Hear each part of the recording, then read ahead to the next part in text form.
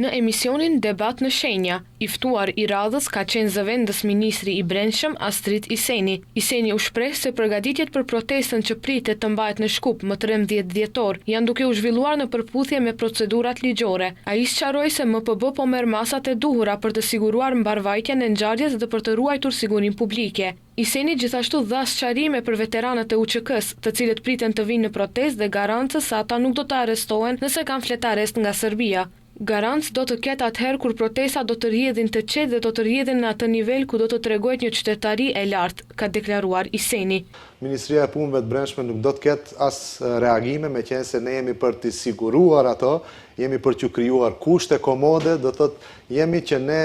ato të mbajnë protestën në atë formën më të mirë të mundur. Po meqense ndonjëherë e dim se edhe protestat eskalojnë, normalisht se Ministria e Punëve të Brendshme nuk mund të jetë garancë, meqense për neve garancë është ligji, atë e dim dhe ne duhet gjithë ta respektojmë ligjin në suazet e asaj që është e shkruar. Dhe kjo problematik besoj se është e kakmoqme, është një problem më i vjetër, në të cilët besoj se kjo qeverisja ndoshta jo në atë formatin e shkruar,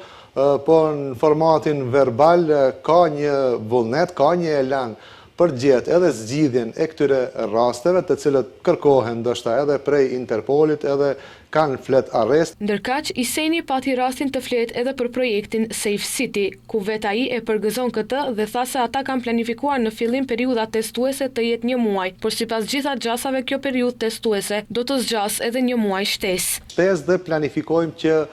diku të fillojë implementimin me një shkurt të vitit 2026, gjë që ambicjet e Ministrisë Punëve të Brendshme janë që ky sistem i Safe City të shtrihet në gjithë territorin e Republikës së Maqedonisë së Veriut dhe një ashtu